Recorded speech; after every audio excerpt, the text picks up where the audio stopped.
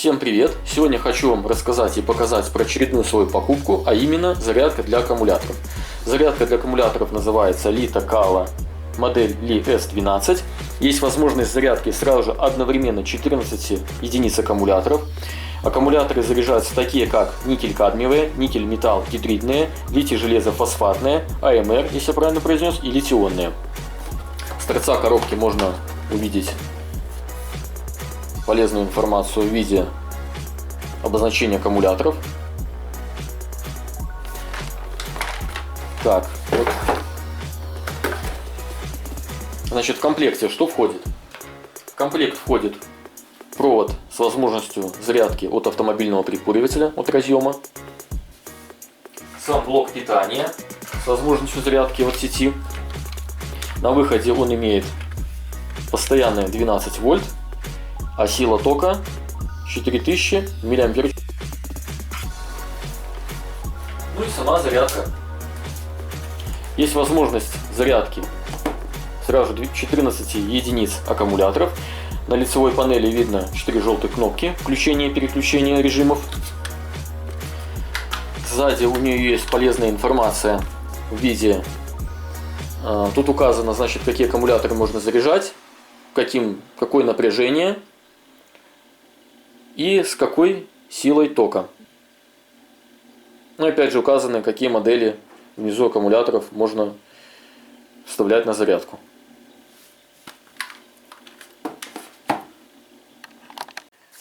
Что касается технической документации, такой как руководство пользователя и длительность гарантии, тут я ничего сказать не могу, потому что я не помню точно, была ли вот эта вот вся документация техническая при покупке зарядки. То есть покупала через Озон, на Озоне покупал, и это было очень давно. Но в целом-то зарядкой я доволен, но не исключено, что возможно куда-то техническую документацию просто переложил, но в коробке у меня ее нету.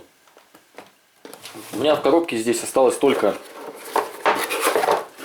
транспортировочный целлофан, и все, больше ничего здесь нет. Включим ее в розетку и проверим, как она работает. Точнее, как, я-то уже знаю, как она работает. Хочу просто показать вам.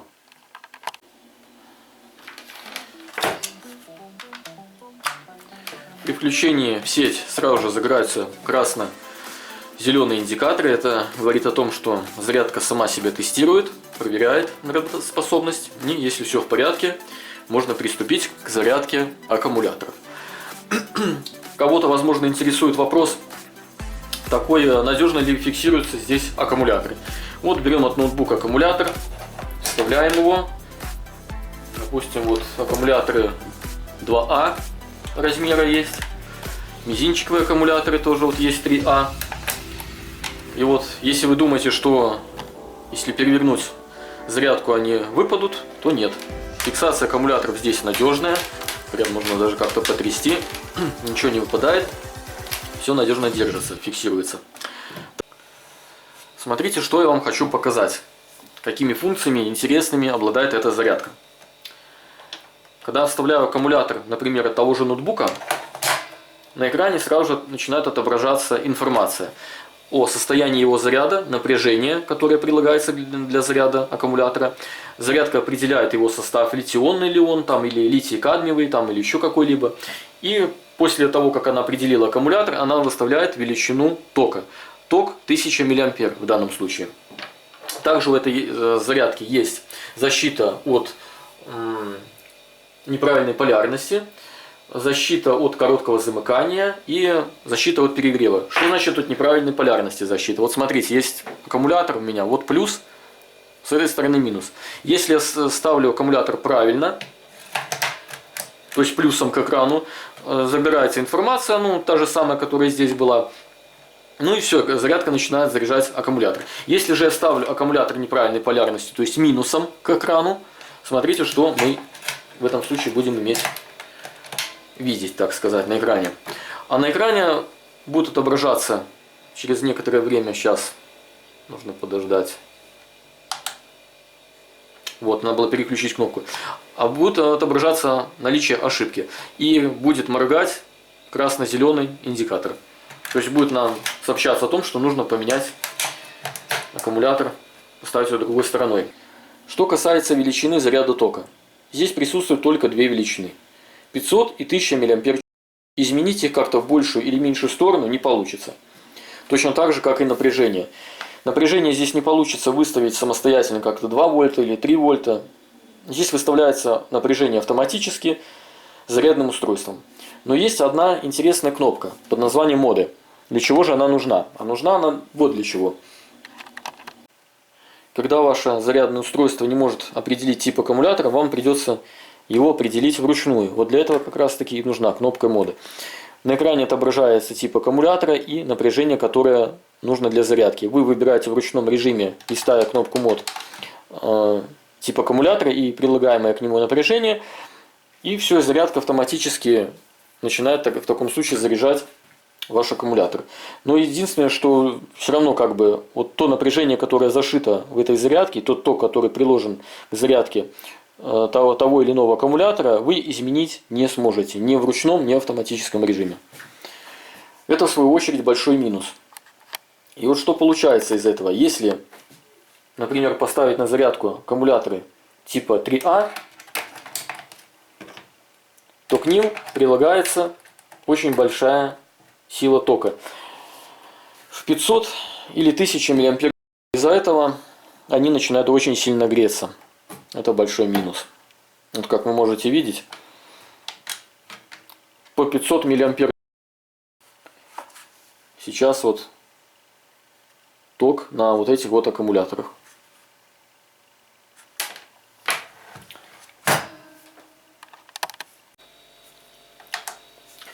Расскажу вам еще пару нюансов и, пожалуй, будем закругляться с обзором. Смотрите, вот остались две ячейки. Они нужны для зарядки аккумуляторов типа Крона. Какая у них особенность? Вот у меня есть литионный аккумулятор на 9 вольт.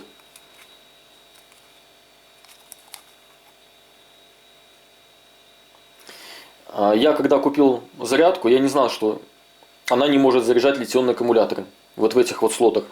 Это я прочитал уже после, когда уже начал пользоваться. На тыльной стороне написано, где-то здесь, можно заряжать только никель, металлогидридные аккумуляторы. Вот напряжение 9 вольт подается, ток 85 мА. Я же это в свое время, когда покупал, этот момент я не знал.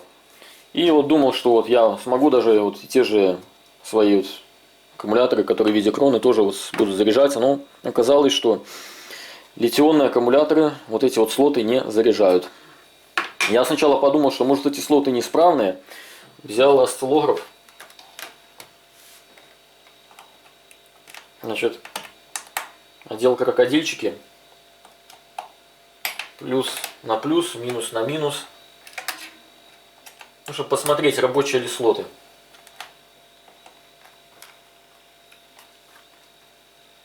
Знаете, что я вам скажу? Здесь напряжение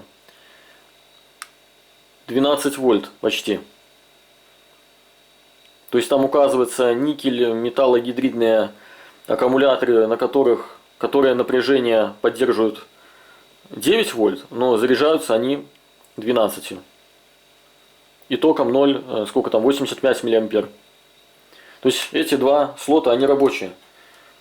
Просто зарядка их не видит. Я имею в виду, не видит вот эти вот аккумуляторы. То есть не предназначены для зарядки литионных. Поэтому, когда вы вставляете литионный аккумулятор, соответствующий слот, никак не меняется индикатор. Вот. То есть, были бы у меня соответствующие аккумуляторы, никель-металлогидридные, можно было попробовать ставить и посмотреть, будет ли меняться цвет индикаторов. А так, вот, как вы видите сами, ничего не меняется. Такая вот неприятная особенность, как оказалось, которую я узнал только уже в процессе эксплуатации. Вот. Что еще вам хотел сказать интересного? Смотрите, тоже есть интересный один момент. На панели, на лицевой вот экранчик есть. Экран поделен на 4 части. Сейчас ставлю обратно все аккумуляторы, чтобы вы понимали, про что идет речь. Про что я вам рассказываю.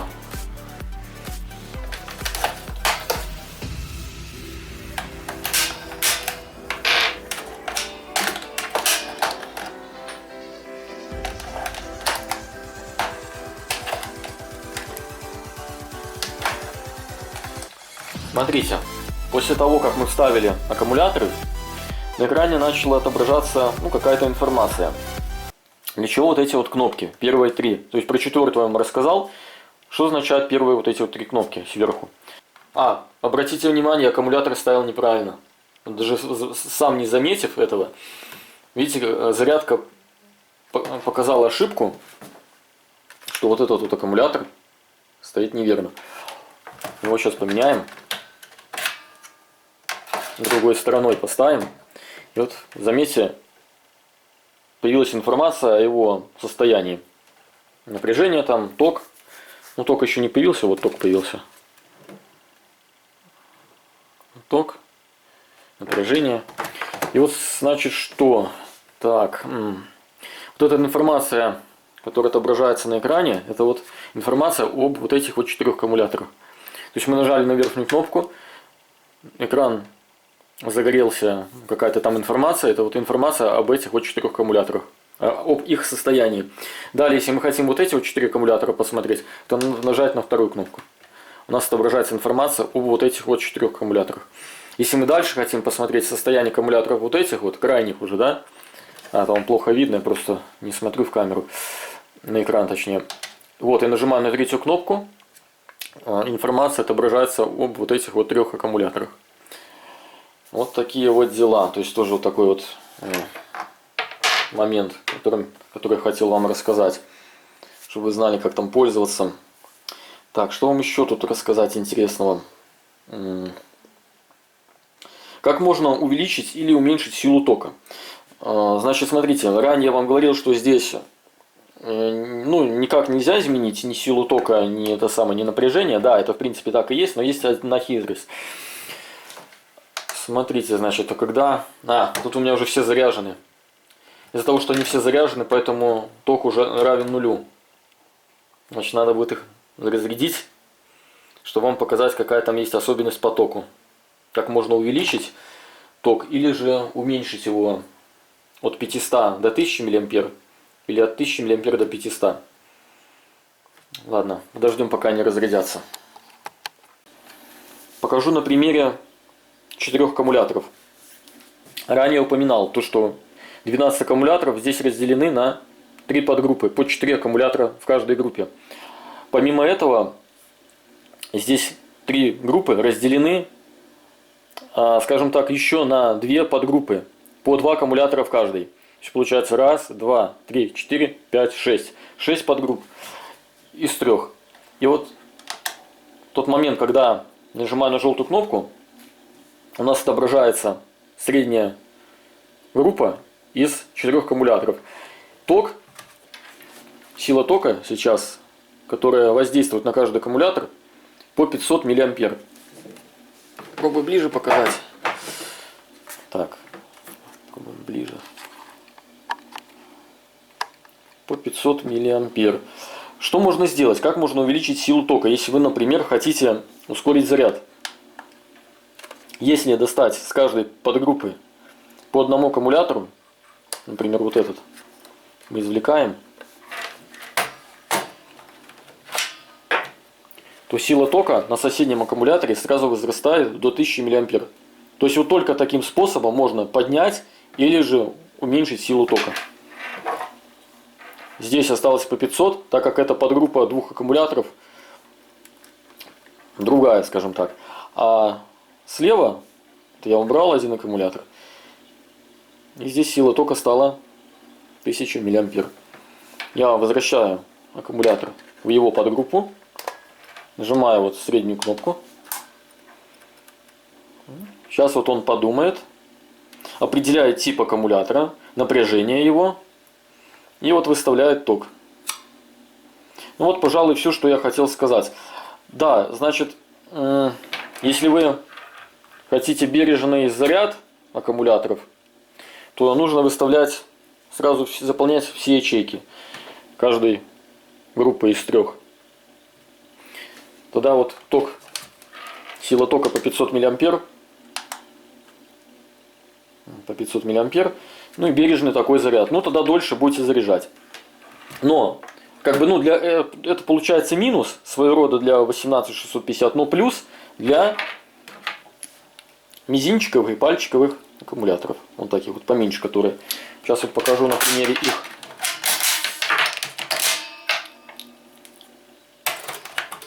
Ставим в среднюю группу.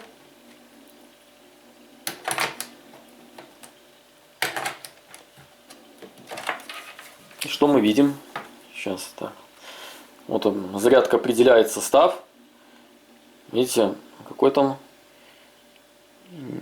никель, металл гидридные. Вроде бы.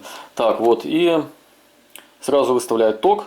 Показывается информация о вольтаже, состоянии заряда. И вот смотрите, значит, если вы хотите увеличить силу тока на пальчиковых аккумуляторах, хотя в принципе эта сила тока для них и так хороша, то есть выше уже не нужно. Вот. Ну а 500 миллиампер для этих уже великовато. Но если вдруг по какой-то причине вы захотели увеличить силу тока на мизинчиковом аккумуляторе, хотя так делать нельзя, ток становится 1000 миллиампер. Но если вы хотите вот уменьшить силу тока, я хочу сказать даже, что сила 500 миллиампер для них тоже великовато, они тоже нагреваются. Сейчас вот смотрите, зарядка думает, все, выставила ток по 500. Вот. Если я здесь достану аккумулятор, то видите, ток сразу увеличивается на пальчиковом оставшемся аккумуляторе. Ну, тут тоже 1000 миллиампер, для этого много.